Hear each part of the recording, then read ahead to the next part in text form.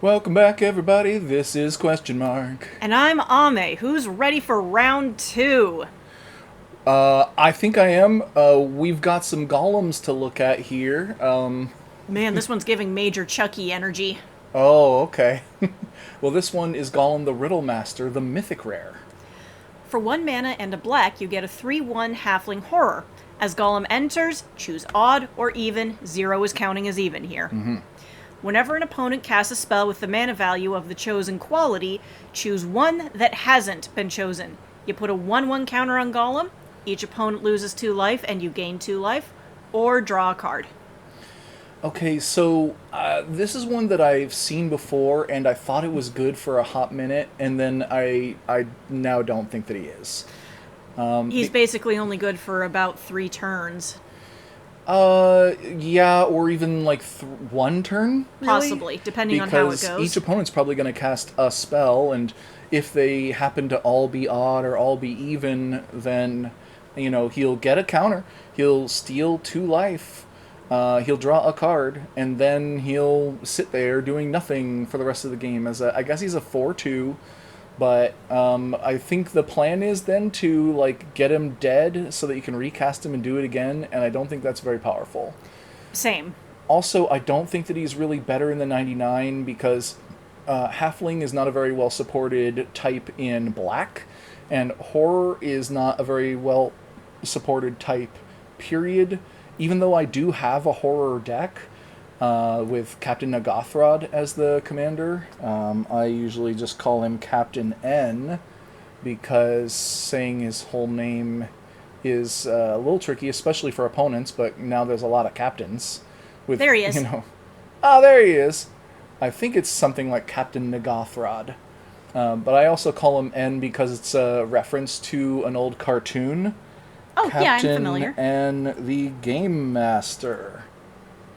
Yeah. Let's see. Circular from the left. I don't know. Princess Zelda. Is that supposed to be Zelda? I swear to God it is. Okay, and that's Simon Belmont? Yes. Ow. And Pit, Yep. Kid Icarus, and Bomberman? Mega Man. Mega Man. Yeah. So, honestly, just ugly cast. But anyway, I call him Captain N.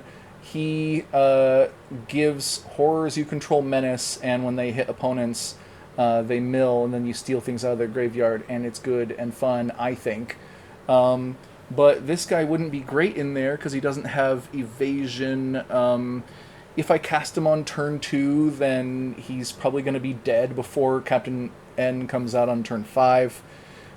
So I think the only way to do him really is to let him die and then reanimate him and do the thing again, Which and puts I'm him not sure firmly what in the point. 99, I think. Well, If not lower. yeah. But then again, we don't like Golem best when he's being a riddle master. We like him best when he's, stewing over whether or not to kill Master over the Precious. I think he might be a questionable commander. I don't actually think that he's better in the 99. This is one of those situations where I don't think that being lower in the tier list down here makes him a worse card. I think he's actually worse in the 99, likely, because he doesn't have an automatic way of coming back from the dead. Yeah. Still, in black, there are ways to do that. Yeah, but I think that if he's viable in Commander, he might be as a Commander, and probably not in the 99 because of the lack of Halfling and Horror synergies that he'd make sense in. So, yeah, because once again, it says choose one that hasn't been chosen, not this turn, which was how I read it, but choose one that hasn't been chosen, period. I thought that it was more like Gala Greeters, where it's, choose one that hasn't been chosen this turn, and it's get a counter, get a treasure, gain 2 life. If it did have the choose one that hasn't been chosen this turn for Golem, then that would be a lot more viable, but as it stands, no. Yeah, this would be... It kneecaps him. I was actually so excited when I thought it was each turn, but it isn't. It also requires your opponents to, do the thing that you want them to do. I would say it's a pretty low entry, though. Oh, yeah. All right, well, let's take a look at the common Gollum Silent... keep wanting to say stinker, but it's slinker. Well, frankly, he's both. He's Oh, yeah. not exactly known for smelling good. No. Anyway, for 3 mana and a black, you get a 4/3 halfling horror with menace. Or, for a single black, you can send him on an adventure. You put a 1/1 counter on up to one target creature. Target player gains 2 life. And that's meager meal. So I actually saw an interesting rules question that was posed by one of the designers of the Wizards of the Coast talking about this card. Why does meager meal have 2 targets? It says put a +1/+1 counter on up to one target creature, and then target player gains 2 life. Normally that would just say you gain 2 life. Or creature's owner gains 2 life. Something like that. But they said that because you can target a creature, you probably target one of your own. If somebody responded by, say, bolting it and killing your creature, then that would actually cause meager meal to be countered due to losing its only target. And that would mean that not only would you not get meager meal, but the whole card goes to the graveyard instead of into exile as an adventure. So they gave it 2 targets so that you target a creature and probably yourself, and that much, much more likely the spell will resolve with at least one of its targets and go into exile and allow you to cast Gollum later.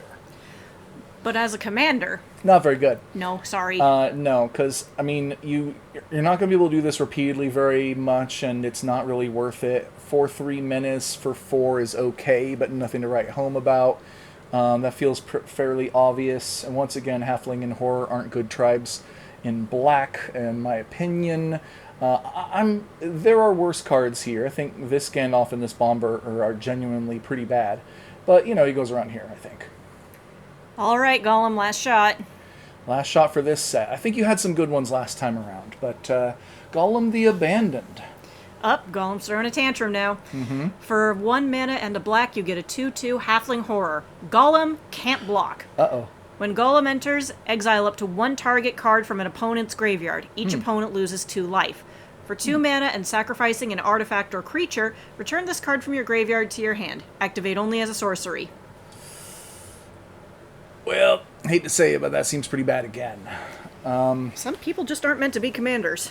Yeah, I mean, first off, it has an enters trigger, and in black it's possible to do reanimation as the, way of doing it, but if all that you get is exiling 1 card, and sure, each opponent loses 2 life is pretty good, but it's harder to flicker things in black than certain other colors.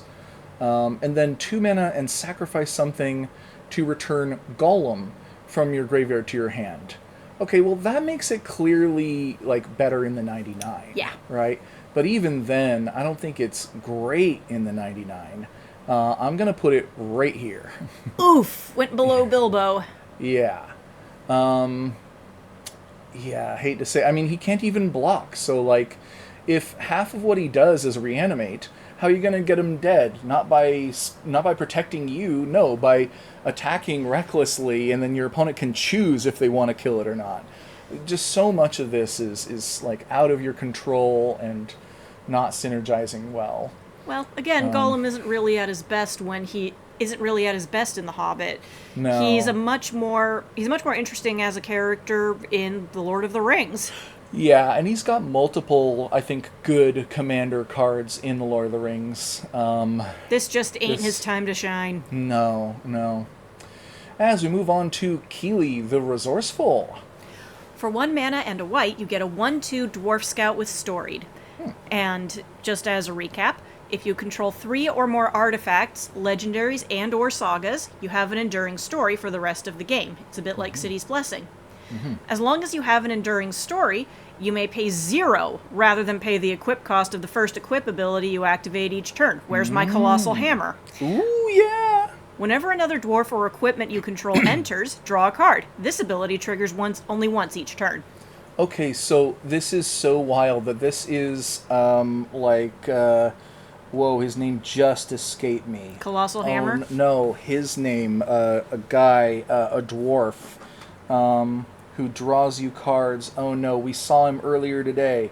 Do I still have him in a search here? Probably Maybe, not. Monk Advanced Search, Ring Colonia. Wait, okay, I remembered his name. His name is SRAM. He's very much like SRAM. Whenever you cast an aura, equipment, or vehicle spell, draw a card, and he's a 2-mana Dwarf Advisor for 2. This is a 2-mana Dwarf Advisor. Dwarf Scout. Or Dwarf Scout. He's a 1/2, so slightly weaker. But, you know, whenever another dwarf or equipment you control enters, draw a card. That's pretty similar, but opens it up to more dwarves. And a discount for your first equip ability. Honestly, I would 100% play SRAM in a Keeley deck, and I would play Keeley in a SRAM deck that was based on equipment. He is stuck in mono white, though, so that is a bit of a hindrance. Yeah, it is. But also, there's one other card that comes to mind. Pure Steel Paladin. Did I spell Paladin wrong? Yes, I did. There it is. Where whenever an equipment you control enters, you may draw a card. Seems familiar. 2 mana, 2/2, once again. And equipment you control have equip 0 as long as you control 3 or more artifacts. Okay, so strictly speaking, Keeley compares unfavorably to Pure Steel Paladin. Yes. But Pure Steel Paladin can't be a commander. Yes, Pure Steel Paladin also costs double white. Pure Steel Paladin also doesn't care about humans or knights. Keeley does care about dwarves, so it gives you something else to do besides just equipment, because what do you put the equipment on? Dwarves! And now you've got like a whole deck. So I think where this guy belongs is in questionable, but pretty high up there. I agree. Him and Feely are, doing kind of... this is one way to build a mono-white dwarf deck. This is another way to build a mono-white dwarf deck. If I recall, this one's based on going wide. This one's based on equipment. If I recall correctly, they're brothers. Feely and Keeley, absolutely they're brothers. All right, I think he's pretty good. I still put him in questionable, though, because once again, as you said, monocolor, relying on dwarves, which is a creature type that's just supported enough now, and doesn't really have a coherent, win condition. You're not make, but you can make this work. Yeah. In fact, it probably wouldn't be too hard to make this work. It's just going to take some doing. Yeah, so that's why I'm putting him at the top of questionable. And of course, you can probably find some other commanders out there that are multicolor that are similar, but I think this is a pretty good combination of effects. As we move on to, unfortunately, another common, Nori, Teller of Tales. For 1 mana and a hybrid red-white mana, you get a 2/2 Dwarf Bard. Whenever Nori attacks, target attacking creature gains first strike until end of turn. Huh. So he attacks, so he has to attack in order to do the thing, and then one attacking creature gains first strike until end of turn. I think that has no place in Commander. I think that's going to once again go somewhere around here. You might put this into one of these dwarf decks, but remember, the way the hybrid mana works in Commander, it has to be a red and white Commander deck in order for him to go in it. So while you could play him in a mono-white deck in Draft or Standard or something, you cannot play him if Keeley or Feely are your commander. You would have to have a multicolor, like Biffer, as your commander. And even then, it's not that good, so don't do it. But, I mean, commons, what are you going to do? They usually don't make the cut in Commander. They're not designed for that. Speaking of which, here's Oin the Brave. Oh boy, alright. What does he do? For 1 mana and a red, you get a 1/3 Dwarf Warrior with Storied. As long as you have an enduring story, Oin gets +1/+0 and has haste. For 1 mana, a tap and discarding a card, you can draw a card. Yeah, this once again doesn't seem very good, kind of expectedly.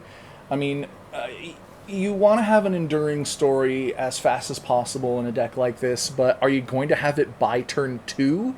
Are you going to have 3 artifacts, sagas, or legendaries by turn 2? Seems a bit unlikely. I think that you can consistently get 2, but 3, you're really going to have to draw your... wait, as soon as... Great Furnace. If you can get... But wait, if you can get 2 artifacts or something on the field before you summon Oin, then Oin makes the 3rd. Yeah, that is still tough to do, though, because you have to play 2 artifacts on turn 1. Um, so Great Furnace is one of the ways of doing it, because it's an artifact land, and then you can tap him for like a Soul Ring or something, and then next turn you can get out Oin and actually swing with haste, because remember, that haste only matters on the turn that he enters. So if you can't consistently get 2 artifacts on turn 1, then he's not going to have haste. He will be a 2/3. Which means he passes the vanilla test by that logic. Yeah, but that can't be all, and this Rummage ability is pretty weak. Yeah, this isn't great. Yeah, once again, you could throw in some Mayhem and Madness cards, but no, I'm torn though on, like, does he go at the bottom of questionable, like around here or something? I don't think so. I think he actually might have more potential as a commander than Gollum does. Wait, you put Gollum in questionable? Yeah, because once again, like, I think that these are like a good set of effects. The only way to make this work, though, is that you gotta like sacrifice him and recast him multiple times in a game, and Okay. that seems like it might be more trouble than it's worth. Hence the questionable, but they are pretty good effects, and he is cheap to get out, and he'll probably be a 4/2 pretty easily. But still, and Oin the Brave. I mean, a hasty, repeatable way of doing a rummage. But I don't know. This is really giving him some credit that he probably doesn't deserve. You know, I think I'm going to leave him there for now. I'm not going to agonize over it any longer than I already have. Might change him later. Yeah. So, and I keep thinking, like, okay, if this is your favorite character, would you be embarrassed to play this as your commander? Maybe not, actually. I don't know. All right, Ori, Keeper of Songs. For 2 mana and a white, you get a 3/3 Dwarf Bard with Storied. As long as you have an enduring story, Ori gets +1/+0 and has Vigilance. Once again, these ones don't care about each other. They just care about themselves. And so that makes them kind of better as commanders than as cards in the 99, considering that they stand on their own, and so, like, you could build a cohesive strategy, but it's still not very good at all. I think I've decided Yeah? that Ori's going to go here and Oin's going to go down here. Youch. Yeah. And I think Gollum maybe is still going to ride on the fact that those effects are fairly powerful. You just got to have him, like, die and come back in order to repeat them. But, yeah, I just don't see a reason to play a mediocre dwarf in the 99 of a deck when it doesn't offer really any synergy. It's just a slightly better card by itself. You could do it, but you'll probably be upgrading that eventually. Now, here's something interesting. Radagast the Brown! Of Rosgabel? Yes. Maybe. Once played by Sylvester McCoy, better known Yes. as the 7th Doctor. Yes. All right. For 2 mana and double green, you get a 2/5 Avatar Wizard. The first creature spell you cast each turn costs 2 less to cast and can be cast as though it had flash. All right, so I know that what he's trying to do here is birds and bears and foxes and stuff like that. Nah, don't do that. Don't do that. What you're actually going to do with it is, let's see, mono green commander type is going to be artifact creature. Sheer irony. And mana value is less than or equal to 2. That should get us... Oh, and of course, sort by EDH rec rank. All right, what do we get? I just call it EdRec. Sure. 177 cards. Ornithopter of Paradise, excellent. Haywire Mite, good. Ornithopter, already free, don't bother with that one. Steel Overseer, amazing. Mirror Retrievers, great. Crashing Drawbridge is good. Metallic Mimic, maybe not in this deck. Marvin, I don't know, maybe. Marvin the Murderous Mimic! Stone Coil Serpent, maybe good in this, because you can get that X up higher, because the first creature spell you cast each turn costs 2 less to cast, Okay, so that means that if it costs 2 or less to cast normally, then it is free. And on each turn. So since it's giving flash, you can cast a spell on each player's turn. Your own and each of your opponents.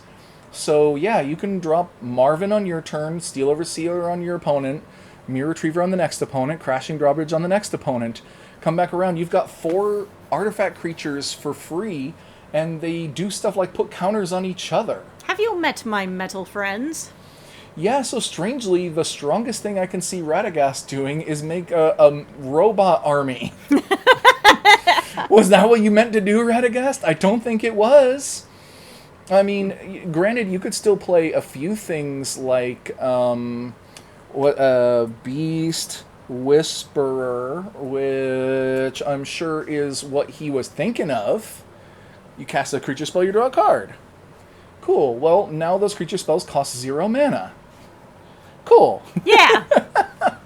So, yeah, as much as possible, find creatures that cost exactly 2 mana, artifact creatures, and then also find a few things like this that allow you to draw cards when you cast creatures, and this deck should go kind of nuts. So I'm going to put him up around maybe here.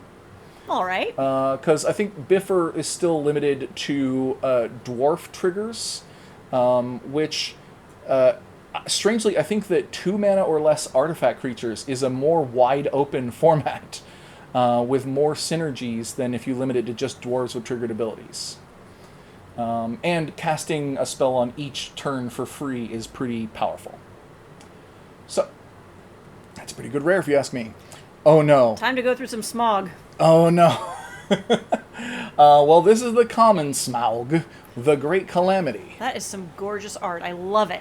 This game, man, it never fails on the art. Even like some of the worst art is still pretty great, and usually knocks it out of the house, out of the park.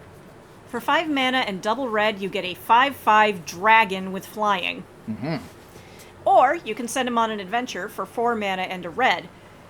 Spew Flame deals 5 damage to target creature. So... Well, and that's a sorcery. 5 mana to do 5 damage. Honestly, I think that we can pretty safely put this guy down in lame. But as one of the better lame cards, like maybe around here. Considering that you can do better than this in Commander. There are so many dragons in Commander. There are hundreds of dragons, just in mono red. This isn't even Smog at his greatest. This is like hungover Smog. Yeah, exactly. This is Smog when he's still like wiping the sleep from his eyes and stuff. You know, so honestly, He's actually not trying to torch that village. He's just trying to silence his alarm clock. Yeah, what village? He missed. He's like, oh shoot, I forgot. I thought there was a village here. No? Okay, well. So next on our list, though, is the mythic rare Smaug the Magnificent, which, by the way, this is the chase rare of the set. If you pull that, this is worth, like, I don't know how many, thousands of dollars, I believe. It's very shiny gold foil on all of this, and there are less than 500 of them in the world. For some reason, they're, like, serialized, but they don't have serial numbers on them. Regardless, this is part of the reason why collector boosters of this set are going for, guess how much money? Too much. A collector booster box with 12 collector boosters in it is currently going for about $1,000 at the time of recording. Some people out here have rent to pay. Yeah, which is 3 or 4 times what collector boosters of, say, Lorwyn Eclipsed were, as an example. But anyway, Smaug the Magnificent, what does he do? For 2 mana and double red, you get a 4/3 dragon with flying and haste. Whenever Smaug attacks, he deals damage equal to the number of treasures you control to any target. At the beginning of your upkeep, create a treasure token. We want treasures. We want Smaug hitting people with his treasures. Mm-hmm. Oh, look at that art. That is lovely. I actually love this version. I would be super happy to get... Oh, it's $216. Never mind. But I would be super happy to pull this. Because I love this frame, and to me, the coolest part of Smaug is actually him just resting on all of his money. And I love that on the red cards with this dragon scale border, they include the one missing scale. Yep. Mm-hmm. But The one spot where he's vulnerable. You Yeah. throw a muffin there and down he goes. I don't know about a muffin, but yeah. So anyway, way up here. Hail to the There we king, go. baby. Yeah, I don't know if he goes all the way up into excited, but because the play pattern here is make treasures and make more treasures, and then just don't use them, just hoard them, actually. Yeah. Which is what Smaug does. Dragon. I mean, personally, I think that red-black makes the most sense for color identity for Smaug overall, considering how, like, selfish he is and everything. But this is one of the best encapsulations of who he is as a character, and you will build a deck that will play a bit like how he does, of just amassing treasures and then terrorizing people. Because you can just fly over and zap somebody for who knows how many. A lot. And it'll make you a free treasure every turn. 4 mana, 4/3 flying haste is great all on its own. So, yeah, just... I don't know if it's worth $1,000 or whatever, but it's good. It's real good. As we take a look at the last version of Smaug we'll be looking at today, and it is a black-red one, and it's a rare. So... For 3 mana, a black and a red, you get a 5/5 dragon with flying. When Smaug enters, create X tap treasure tokens, where X is the number of artifacts your opponents control. Whenever you cast a spell, if mana from a treasure was spent to cast it, you draw a card and lose a life. Okay, so we've got the treasure theme going on here again. We've got the color black included, which opens up even more synergies with treasures and things. I remember there being a number of cards in black in particular that said, like, when you cast a spell using treasure, you get some extra benefit. In this case, drawing a card and losing 1 life, that's a trade that you will almost always make. Until your life it's just total one- can be counted on one hand. Right. Remember, the only life point that counts is the last one. More than 0 and you're good to go. Unless, of course, your opponent has, like, an easy way of just dealing a damage or 2 to you. In which case, don't let yourself get that low. But Of course not, but, you know, Yeah. paying one life to get a card, that's a decent trade. yeah, you'll do that trade, like, 20 times if you could. Let's see. So, but one problem, when he enters, he makes treasure tokens. And they're tapped. So you're not, like, dockside extortioning it or anything. But it's also the number of artifacts your opponents control. So I believe you can include things like Liquimetal Torque. Yay! Spelling win. Target non-land permanent becomes an artifact in addition to its other types until end of turn. Yeah. So you can make more of your opponent's things into artifacts, while this is a decent ramp spell all on its own, and then you can just add 1 more to the treasure count. Or, if you want to go really crazy, this Mycosynth one. Lattice? Do you know this card? No. Go ahead and read it then. I just wanted to say Mycosynth. Yeah. For 6 mana, all permanents are artifacts in addition to their other types. All cards that aren't on the battlefield, spells, and permanents are colorless. Players may spend mana as though it were mana of any color. That is some Eldrazi nonsense. It is, and Mycosynth Lattice is notorious for setting yourself up for disaster. So on the one hand, all permanents are artifacts, which means that Smaug counts the total number of permanents your opponents control. Oh my god, that can make so many treasures. You could make like 30 treasures. Make all the treasures! Not to mention Rawr. that your deck might be giving them some artifacts, you know, to build up that number, to pump those numbers up. However, cards like Vandal Blast exist, where Destroy target artifact you don't control. but you can overload it to change the word target to each. So it becomes destroy each artifact you don't control. And that will blow up every permanent that isn't Everybody yours. else's stuff. Yeah, so now, granted, in the Smaug Wicked Worm deck, you can do that combo to your opponents on purpose and be a right prick about it, because that will blow up all of their lands, which is a no-no in bracket 2 and 3, really. Keep that to bracket 4, please. And always ask consent before playing bracket 4. Yeah, so personally, I would put Micus Inflatus on the Game Changers list because it rarely does anything fair, and every once in a while someone will play, like, Farewell, and they'll choose, I guess I'll exile all artifacts, and then whoops, I've exiled all permanents, including all lands. And now we start the game over again. Thank you, Micus Inflatus player. So I think that one should be a game changer just because it's never used fairly and can often end up in, like, Armageddon situations. Also, was this... Wow, $800 for the foil of this. Crazy. Pretty art. Mm-hmm. So I'm going to say that this one's questionable, but I might put him at the top of questionable. Yeah, okay. Mm-hmm. I don't think that he's as good as the other. He doesn't have haste. He only has the create a treasure token thing once. But, yeah, still pretty good. Kind of good. All right. We go on to the Chief Warg, who I always thought that wargs were more like hyenas after seeing them in the movies, but I guess they're supposed to be kind of wolves. Yeah, I've seen other media where wargs are more like giant wolves than hyenas. Okay. Well, what does this one do? Honestly, they look kind of like a mix between a wolf and a razorback. Anyway. Oh, yeah. The boar? A 2-mana black... For 2 mana, a black and a green, you get a 3/3 wolf with menace. And the ability is called Ferocious. Whenever you attack while you control a creature with power 4 or greater, you draw a card and lose a life.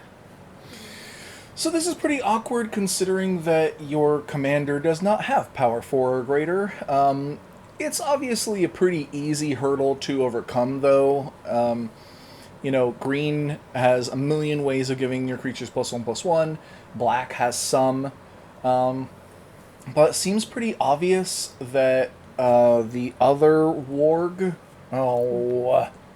Warg! The other warg... The Chiefs... What was it called again? The Chiefs Company? Is it? Chief Warg's Well, Company. that's not the legendary one, though. Okay, I swear it was here a minute ago. Okay, how about... Okay, I do want to compare these two directly, so... Because I probably have little else to say besides legendary wolf that is black and green. Show it to me. There it is. There you are. Chief of the Wilds makes much more sense to me. I mean, 4 mana 4/4 instead of 4 mana 3/3. They both have menace. And this one, will, if you jump through a hoop, draw you a card and lose you a life. This one, if you jump through a hoop, you'll put 2 +1/+1 counters on it. And if you jump through a different hoop, you double triggered abilities of wolves and battles. This guy seems sick, and I said as much in my review of the Hobbit Eternal / Commander set. And I think that you just 100% play this over the Chief Warg as a commander, but this goes in the 99. Come to think of it, a mix between a wolf and a boar would be terrifying. It would be a machine made of murder. Yeah. So after the Chief Warg, we have the Great Goblin. Is this the cool goblin we've been searching for? Let's find out. Well, maybe. For 1 mana and double hybrid black-red mana, you get a 3/2 green noble. Whenever you put Goblin noble. You said green noble. It's okay. Whenever you put 1 or more counters on a goblin, orc, or army you control, the Great Goblin deals 2 damage to target opponent. Whenever another goblin, orc, or army you control dies, exile the top card of your library. You may play it until the end of your next turn. Okay, so I really like this ability, but I was hoping that the second ability was something that caused you to amass goblins. Granted, that is kind of like, I guess, ordering a sandwich and it has like the peanut butter and the jelly with it, instead of like having the peanut butter and jelly separate and putting them together yourself. I see it as more being like, you know how hot dog packages and hot dog bun packages never have corresponding amounts? Actually, I always order them in the same numbers, but that is the stereotype. you know, how you have 6, like, you know, the hot dog buns come in packages of like 8, and the hot dogs themselves come in packages of like 6. It or never, vice versa. It never matches up right.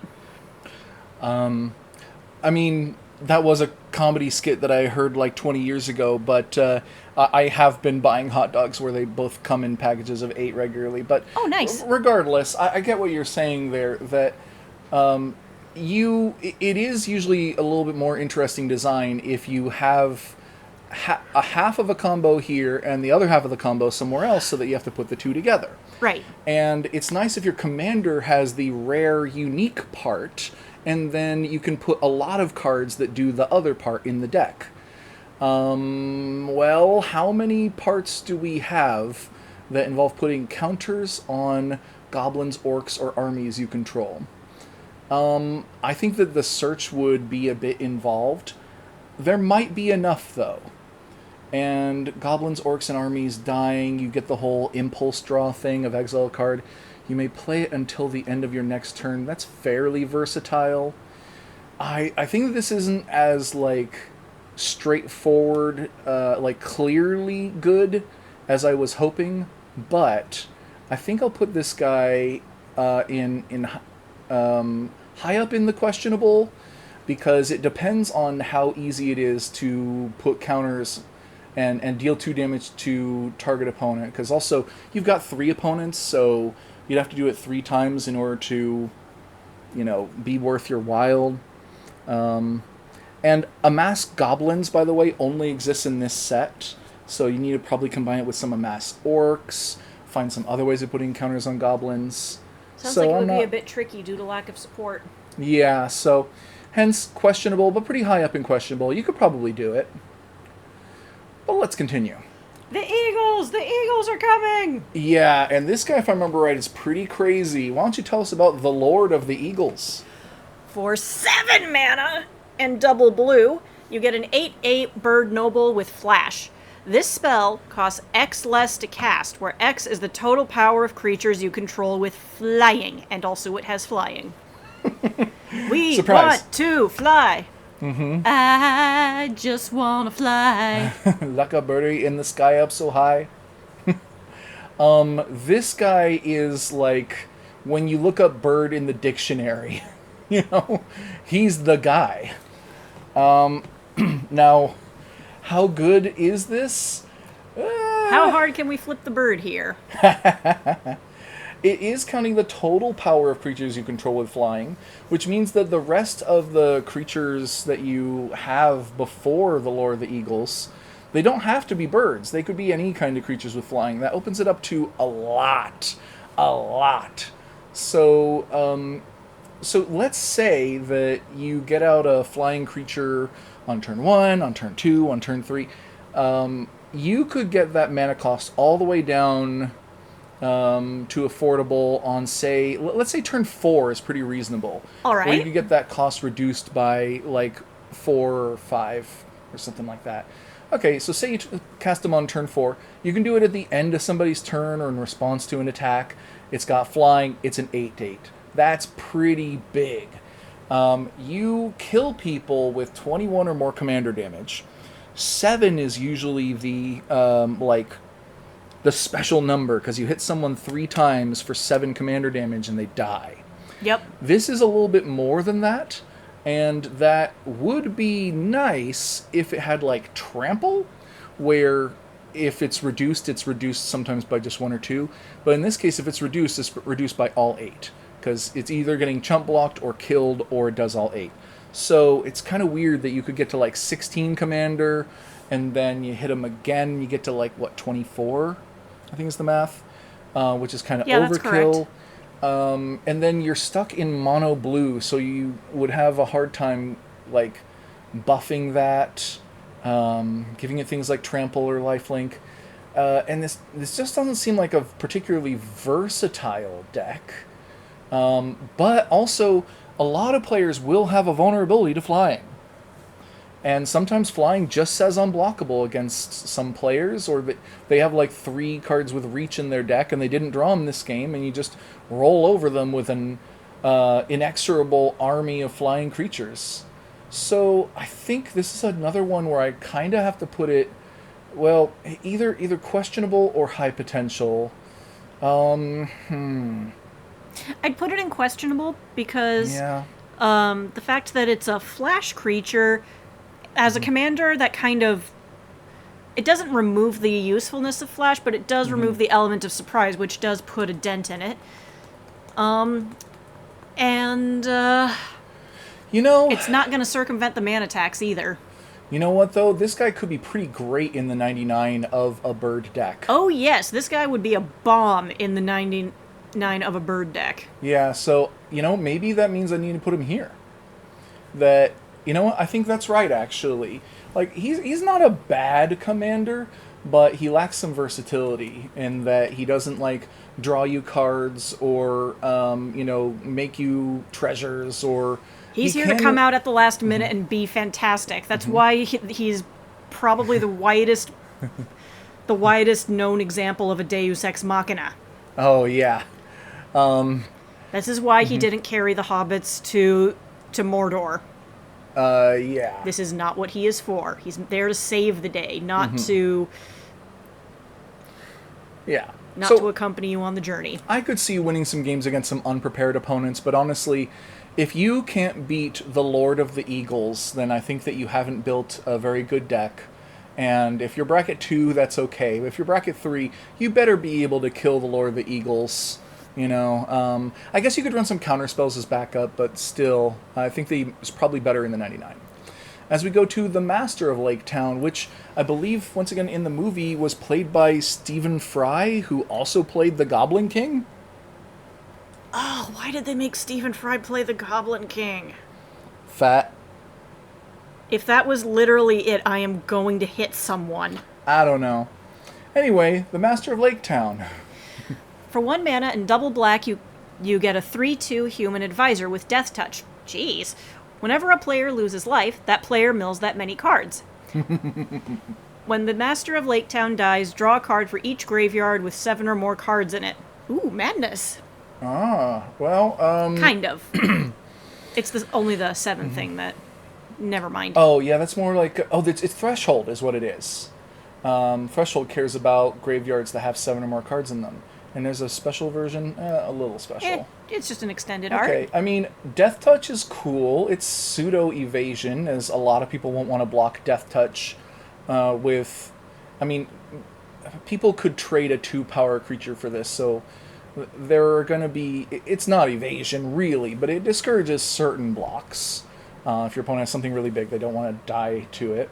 But if a player loses life, they mill that many cards. So this is very similar to... what is it called? Is it Crank? Something? What am I... Mind Crank! That's it! Yay! Which, whenever an opponent loses life, that player mills that many cards. Mind Crank, but a person! Mm-hmm. So we're comparing this guy to a drill in the head. That's appropriate in this case, I think. Wow, he must be really annoying. He does look like he wants to... He sucks. He looks like he's waiting impatiently for Bard to finish his Disney Princess I Want song so that he can sing the villain song. Pretty much. Also, I believe this is a situation where it's like, I'm the tax man, and I'm in charge of this town because everyone pays taxes, because this is like... I'm rich, therefore I'm in charge. Duh, that's just science. And then later on, they're like, everyone wants the monarchy back. Please, give us a monarch instead. The monarch will be nice, not like the evil tax man who wants to have money for civic, betterment. And then they kick him out of town. And they let the guy who's good at fishing and shooting arrows be the king of the town. And then we'll see how that goes if he doesn't know how to collect taxes. Hey, whoa, don't diss on my man Aragorn. It's not Aragorn. Oh, then... Bard. Oh, yeah. Yeah. Sorry, Bard, I don't have as much defense for you because You're I not haven't read that... Dunedain, okay? You're not. It's like, wait, you're upset about taxes? How do you think governments work? Granted, it sounds like this guy has been skimming and, like, embezzling, and, he's bad, but, like, just replace him. Was he not elected or something? I don't know. Anyway, Mind Crank has some combos, but mostly with blue cards. If I remember right, it's like Demir Guild Mage. Is that the one? No, it's not. Well, there's somebody like this who's like, whenever an opponent mills a card, they lose a life. And then whenever they lose a life, they mill a card, and so it goes infinite. But it's a blue-black card, so thankfully well, for better or for worse, you can't do that infinite combo in this deck.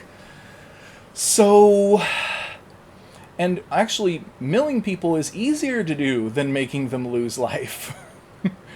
And it turns out a lot of players are irrationally angry at getting milled, in my experience. Every card that goes to their graveyard, they're like, oh no, my babies, they're in the garbage can. Like the inexorable flow of time, people get upset when they realize that the possibilities before them are not, in fact, infinite. Yeah, whereas I tend to get milled and I'm like, oh, you're wasting your energy. Great. I'm usually happy to get milled. And after all, some decks can take advantage of the fact that you have more cards in your graveyard by reanimating things, or, I don't know, drawing cards for each graveyard with 7 or more cards in it.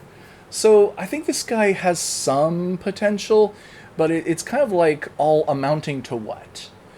When players lose life, are you trying to mill them out all the way?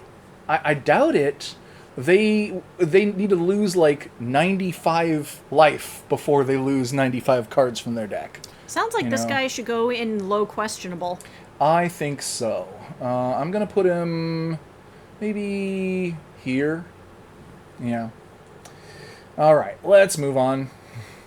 I think he's an interesting topic, kind of, but the Notary Hobbits is weird. Why don't you tell us what they do?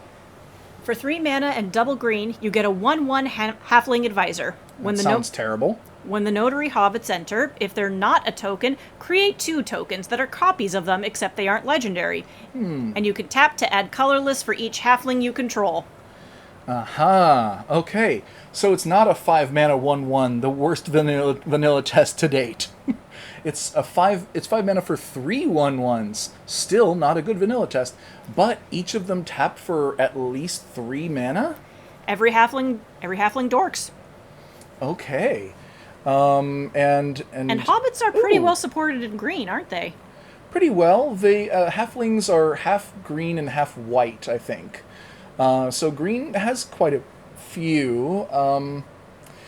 The problem, of course, it makes colorless mana. They'll be summoning sick for a turn. They don't come out until you've got at least 5 mana already, and there's only like one other halfling I can think of that's good at making mana.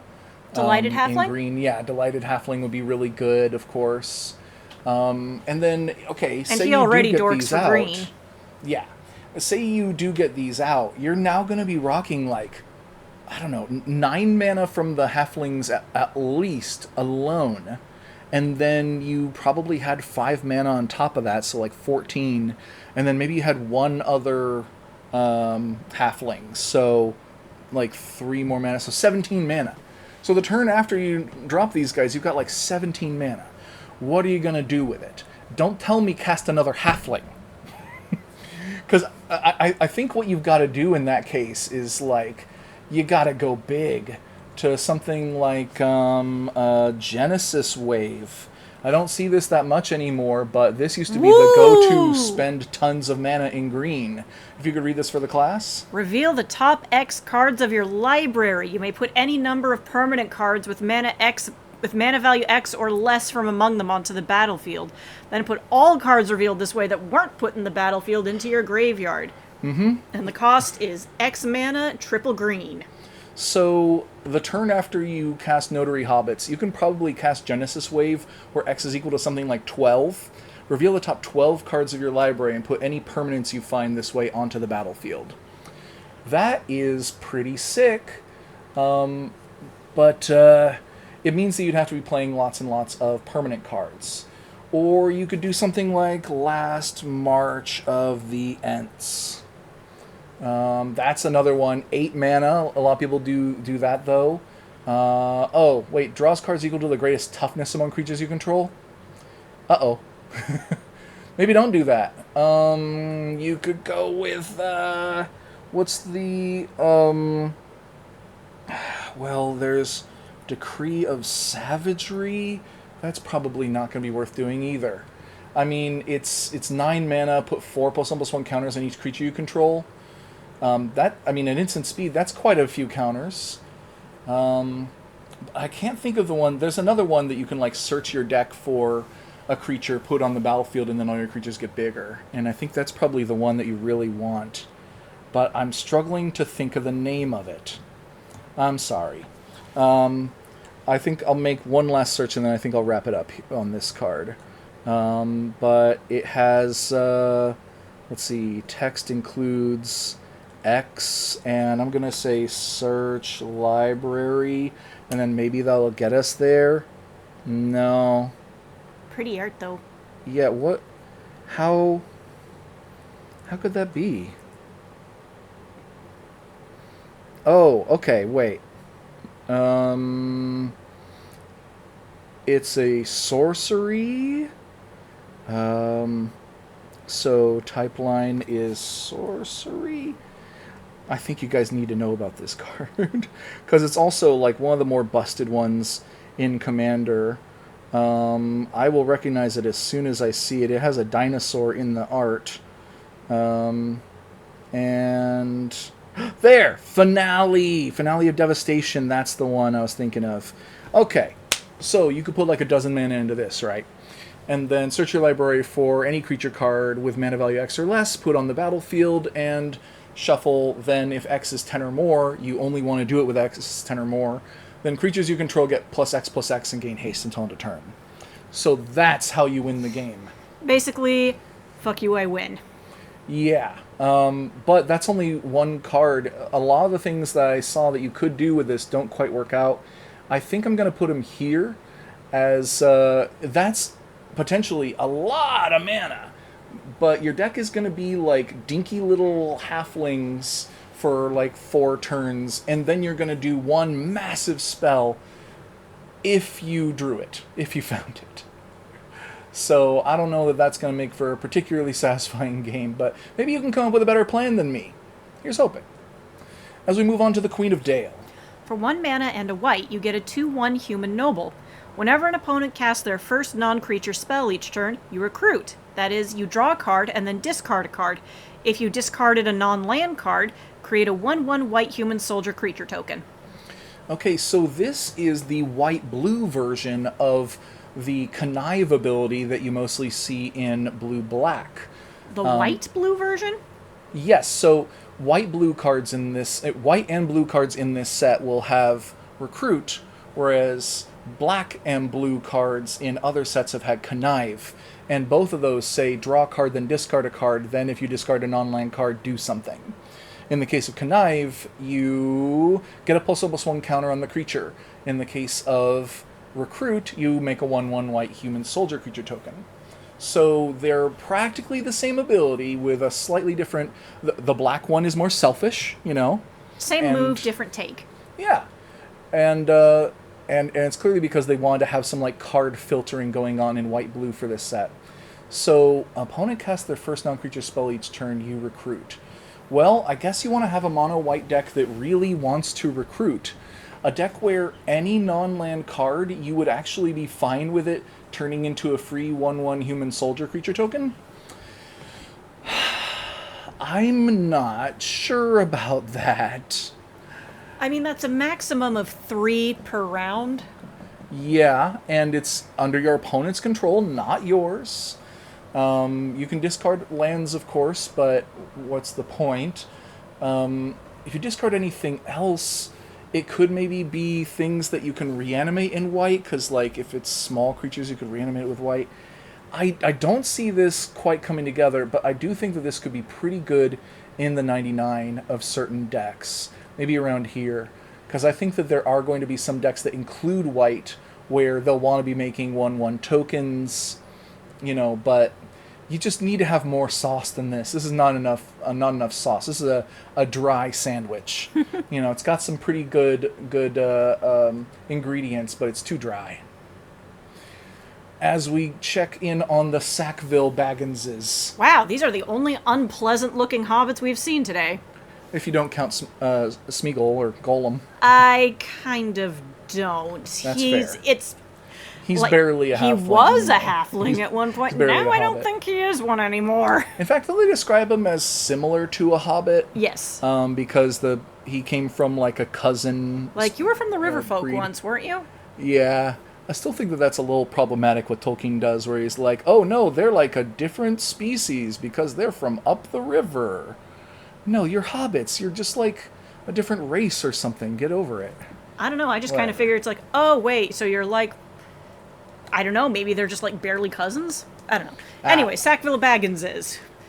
For 1 mana and a black, you get a 2/2 halfling citizen. When the Sackville Bagginses enter, you may sacrifice another creature or artifact. If you do, draw a card and create a treasure token. Whenever you sacrifice a token, target opponent loses 1 life. I gotta tell you, this is kind of good. I like the flavor text too. It took more than Bilbo showing up alive to convince them that he was not, in fact, presumed dead. Yeah, I remember them being like the kind of mundane villain occasionally. You jerks, quit selling off my stuff! I'm back! God! Pocket full of silverware, Taking some measurements for where they're going to put the new furniture. I guess.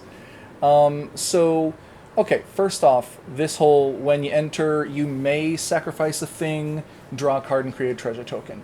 It reminds me a lot of Deadly Dispute. A card that I play in a lot of black decks, where it's 2 mana instant, you can sacrifice a creature or artifact, draw 2 cards, and create a treasure. In this case, sure, you draw 1 card and create a treasure, and it's a sorcery thing, but you can easily build a deck full of black creatures that you want to sacrifice for some kind of benefit, and in this case, you get the added benefit of a card and a treasure. That's great. And then what are you going to do with that treasure? I imagine you're going to sacrifice that token and make target opponent lose a life. It looks like the primary engine that a deck headed by the Sackville Bagginses would... It looks like their primary thing would be sacrificing tokens to force people to lose lives. So you would want to naturally build a shit ton of tokens. Bitter Blossom is one of the best that comes to mind if you could read this for the class. At the beginning of your upkeep, you lose 1 life and create a 1/1 Black Fairy Rogue creature token with flying. Yep. And the only problem I see here is it does say target opponent. If this said each opponent, I would say this card, awesome. Really good, really cool. Sounds like it's going into questionable then. That's too bad because, oh, you know what this is perfect in? What? Aristocrats. Yes, it is. These are... someone got the memo and put the flavor and the mechanics together that this is a good Aristocrats commander, as long as you're sacrificing tokens. And there's quite a few ways of doing that. So I think this may then go a top of better in the 99, because there are a lot of Aristocrats decks out there, and many of them include another color or something like that. This does draw you a card and make you a treasure, but only when it enters. So, yeah, I mean, but still, I think that they're not bad as a commander. Just, I wish that they said each opponent, but that's not really worth, dreaming about. Oh well, target opponent can still be okay. As we go on to Thorin Mountain King, a mythic rare. For 3 mana and a red, you get a 3/4 Dwarf Noble with Trample. When Thorin enters, attach any number of target equipment you control to target creature you control. When 1 or more equipment become attached to the creature this way, that creature deals damage equal to its power to up to 1 target creature. Oh my god. Oh my god. Okay. Problem is, that's an enter again, so that puts a damper on it. It does, which I think means that, remember how we were brainstorming earlier a like white-red dwarf equipment flicker deck? Yeah? I think that he's going to be great in it. Oh, yes, but in the 99. Yeah, and I think Boffer was one that we were considering. Some of the Danes were going to go in there. Biffer could be the commander. Dwalin could be the commander. I don't know. But, I mean, yeah, because a 4-mana 3/4 trample, that's okay. picking up all the equipment when he enters. Oh man, I mean, you've said it a few times. Yeah, colossal hammer. Yep. Is that Hammer! There it is. Oh, English, please. Colossus hammer. Okay, whatever. It gives +10/+10 and loses flying, but it probably didn't have flying, so who cares? The biggest downside is that it's equip 8. Yep, but Thorin don't care about that. I don't care. Give me the hammer. The biggest hammer you've ever seen. Oh, or maybe a shovel of decapitation. Or Gaia's dark hammer. Whatever you're into, you know. Big hammers. This one has a dwarf on it. Go with this one. Yeah. So obviously this is one of the best, because you can just pick up +10/+10. You can easily pick up, like... It's like a Volkswagen on a stick. Yeah. You could easily pick up, let's see. Oh, no, not the URL. I want to go, Sword of... Animist, Cauldron, War, Feast and Famine. None of those. Shoot. I'm looking for... I'll know it when I see it. There we go. Vengeance. Sword of Vengeance would be another one to, like, pick up for free. How about +2/+0, First Strike, Vigilance, Trample, and Haste? Woo! That's a lot of keywords! I don't often play this index because 3 to cast, 3 to equip, that's 6 mana before it does anything, and Haste tends to not be that good if you have to pay 3 extra mana for it. But these are pretty good abilities. By the way, that is a Chroma's sword in the lore. Neat. She died, so she dropped it. But that'd be another now it's great in a one. museum. Yeah, where it belongs.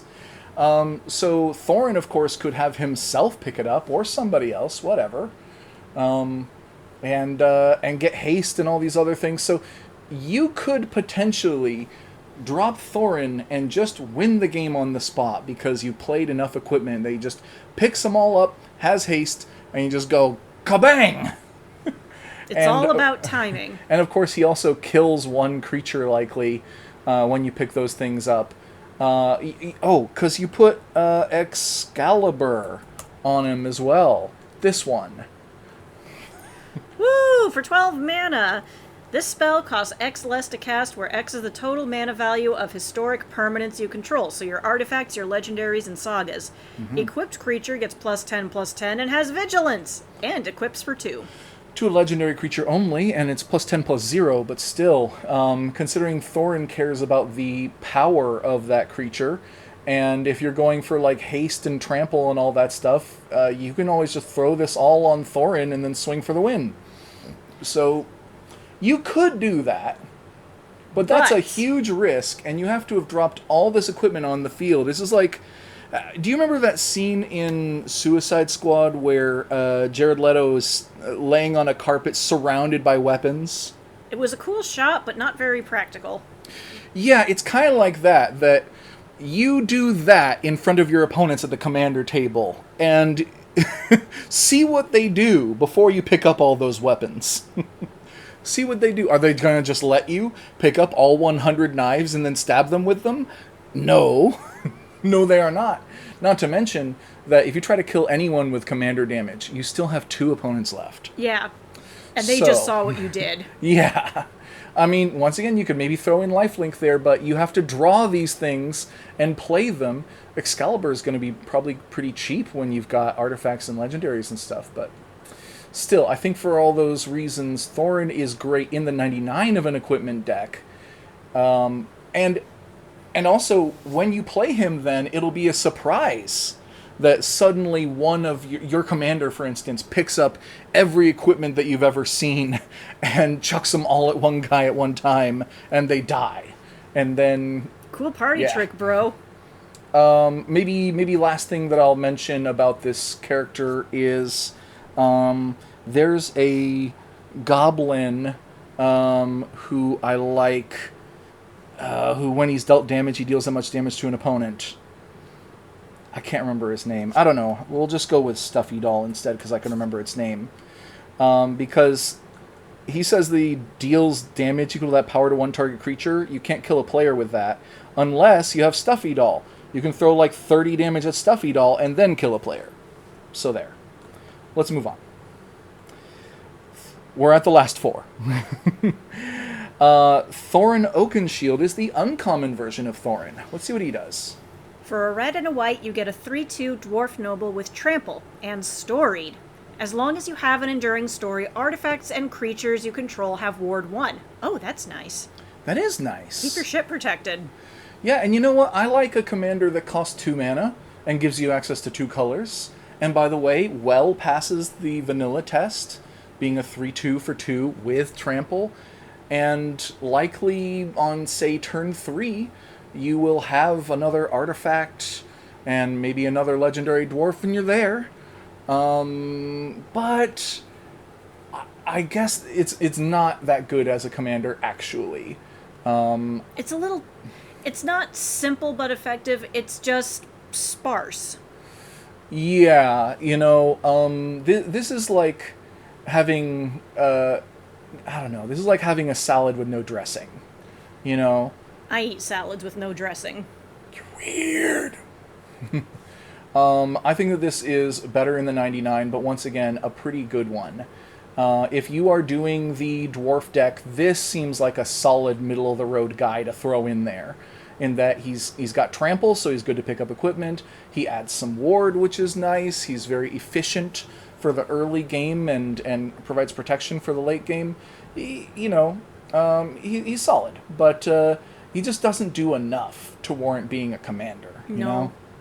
As we move on to the uncommon version of Thranduil, Twink Warrior. Sorry, I was too busy staring. Yeah, that's fair. For 2 mana and double hybrid green-blue, you get a 2/3 Elf Noble. Other elves you control get +1/+1. And for landfall, whenever a land you control enters, create a 1/1 green elf creature token. So you're probably getting 1 per turn. Or you can send this guy to a Sylvan Rally for 1 mana and double green-blue mana. You mill 4 cards and then put up to 2 land cards from among them into your hand. Hey, so I'm worried that this actually might be a misprint or a mess up at the design lab. I'm pretty sure that this bar is not supposed to be gray. I'm pretty sure it's supposed to be like green or something. Yeah, like this one is. Oh no. Or like if we look at one of the other adventure commanders. Where's one of the other ones we looked at? There we go. Oh, there. You see reddish. Oh no. And reddish, blackish. So, oh no. This one's gray, and I feel like that might have literally been an error. That said, this guy's fucking good. Yeah. Okay, I mean, first off, once again, we have a commander where you have an adventure where you can do the adventure and then the next turn do the commander. So that's great. When you have the adventure costing more than the card, that is super awkward. So in this case, though, you can do Sylvan Rally on turn 2 or 3, and then you, put 2 land cards from among them into your hand. So you probably have some lands ready to go. The next turn you drop Thranduil, and your elves get bigger, and then you can play a land and you get more elves. And honestly, if the whole point of your deck is your elves get bigger and you make more elves for free, then that's just easy mode, baby. Yeah, it is. Elves do a bunch of stuff like this anyways. Mm-hmm. And I do actually quite like this version as well. Me too. He looks nicer in this one. He looks good in both of them, but in this one he looks like, I like you. I like you, Falcon. Mm-hmm. This one, I think, does give the more accurate mix of, like, I am not a nice guy, but I'm on the right side of this battle, and I'm here to kill some true evil things. I may be fickle and vain, but I'm still going to cut up some goblins today. And a very pretty man. Yes. So I think this actually goes right up here. Probably around here, honestly. It's an uncommon, and yet Simic is one of the best colors at playing lands and going wide on creatures. And while elves aren't that well supported on blue, they're extremely well supported in green, and you have access to both. And then you can just have the blue be some card draw to support you, and then you're doing a an elf ball deck that just happens to splash blue, and he's gonna kick ass. This is just easy mode. Sorry. I don't need to talk much more about it, I don't think. Elves are good. Now here is the more interesting Thranduil, if you ask me, the Elven King. This guy looks a little less ambiguous. Oh, it's like, is this a good guy? I'm not sure this guy's a good guy. This guy has black mana in his mana cost, so... I was just thinking the way he's looking at us, like he's doing a bit of the slouch of villainy at us. Mm-hmm. Well, what does he do? For 2 mana, a black, a green, and a blue, you get a 5/6 Elf Noble. Thranduil has all activated abilities of all elf cards in your graveyard. Mm-hmm. Whenever another legendary elf you control enters, draw 2 cards and then discard 1. Okay, so I've heard that there is an infinite combo with this guy, and I don't remember what it is. But there definitely is at least one infinite combo with this guy. If you get a certain elf in your graveyard, then, you know, he can probably go infinite. So keep in mind, you probably want to keep that to bracket 4. But almost every elf can, like, tap for mana. You know, there's a million of those. And then on top of that, you can play, like, will be a good example. Oh, shoot, there's... well, okay, how about I do it this way? We're playing blue, black, green, and we're looking for elf. And does he specify creature? No. Elf cards. Okay. That means that you could find a kindred card that's an elf. And I want to look for the word untap. Boop. What do we got? Okay. That's not legal. That's okay. I was thinking more along the lines of, Devoted Druid. Put a -1/-1 counter on this creature, untap it. So Thranduil can eat a lot of those, as it turns out. And so how much mana can you tap it for? You could tap it for Priest of Tania. Tap for a green for each elf on the battlefield. Oh no. It counts your opponents if they have any. So this guy could be tapping for like 5 or 6, and then he also can be untapping for a -1 counter, and then tapping for 5 or 6, and then do that like 5 times in a turn and make like 25 mana. That's pretty good. And that is just like the tip of the iceberg. That's just getting started. So, honestly, this guy has great potential, I must say. He's got to go up around, I'm going to say maybe here, just because, like, elves are a bit played out, and, like, if your combo isn't going infinite, is it worth doing? But if it is going infinite, you're kind of a jerk. You know? Kind of hard to draw the line there. Infinite combo or non-deterministic combo. Mm-hmm. I think that this actually ends up not being as fun as I would like, whereas, like, at least this, you have every advantage, but you still have to, like, play the game of Magic normally. You have to get creatures and attack with them. You have elf privilege, but you still have to play the game of Magic. As we go on to the last commander in our list, the last commander from The Hobbit, Trolls. It's Tom Burton William. Trolls. The Trolls. For 3 mana, a black and a green, you get 5/5 Trolls.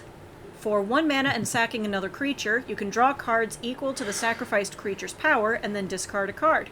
When these 3 die, if they were a creature, return them to the battlefield. They're an artifact.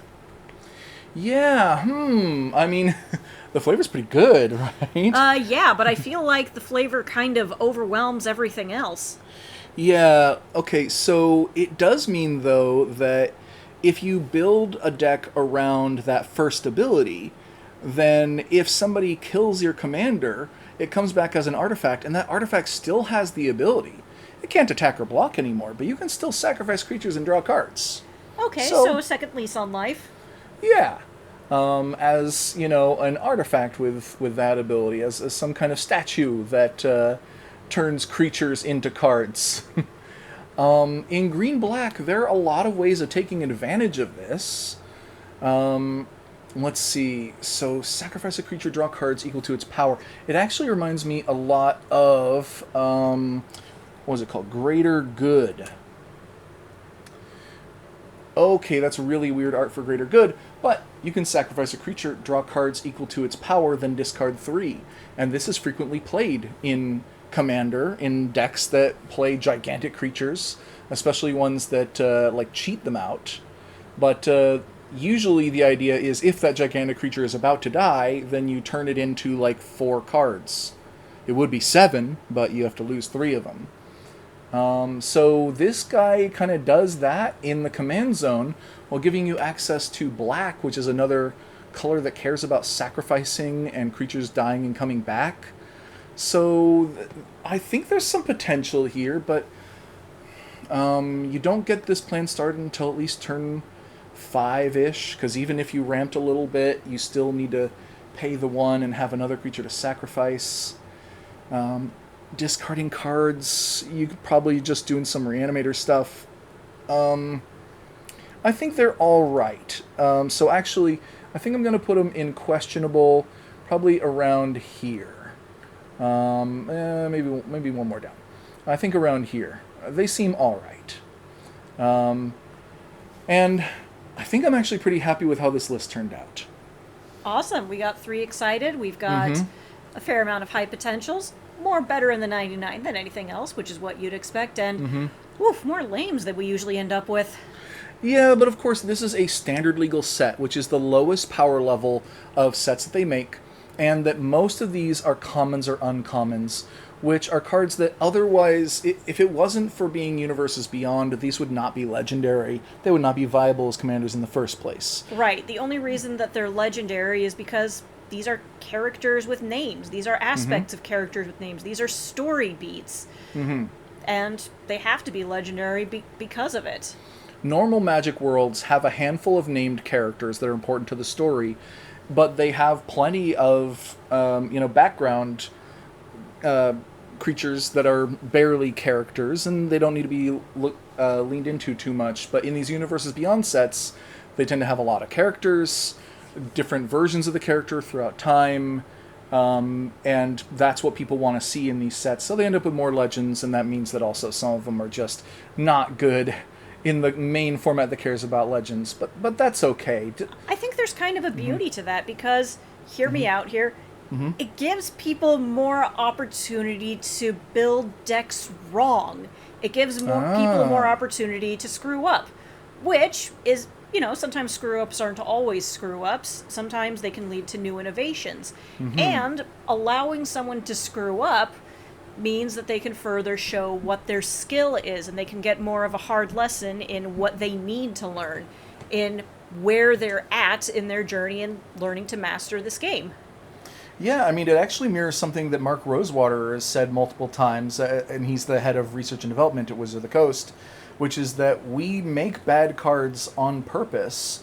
Sometimes they end up being bad except in a rare, circumstance, and other times they're bad, but then that means that you can compare good cards to it and figure out the difference. You can figure out why this card's bad and why this card's good. Exactly. It's about recognizing the underlying patterns.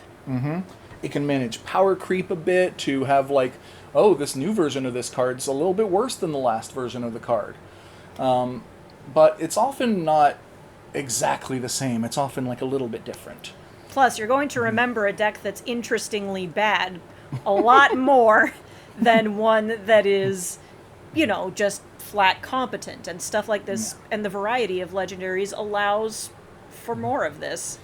Yeah, so bad cards are actually a way of teaching people how to play the game. They try to avoid putting them as rares or mythics these days, which was one of the things people were complaining about when he first gave that speech of why bad cards are good. The card 1 with nothing was a rare that made you discard your hand, and that's all it did. Yeah, I agree with all that. And at the end of the day, I think that we found some pretty fun and exciting commanders in this format, and some that are... I think that a lot of times these are a lot of the ones that get built in any given set, and that sometimes I'm just a weirdo, but I don't know, we got some good stuff here, and I think that's a good wrap on The Hobbit. All right. And there's so much stuff coming down through the pipes. It's coming a little too fast, if you ask me. But we'll catch you in the next one, everybody. Bye bye!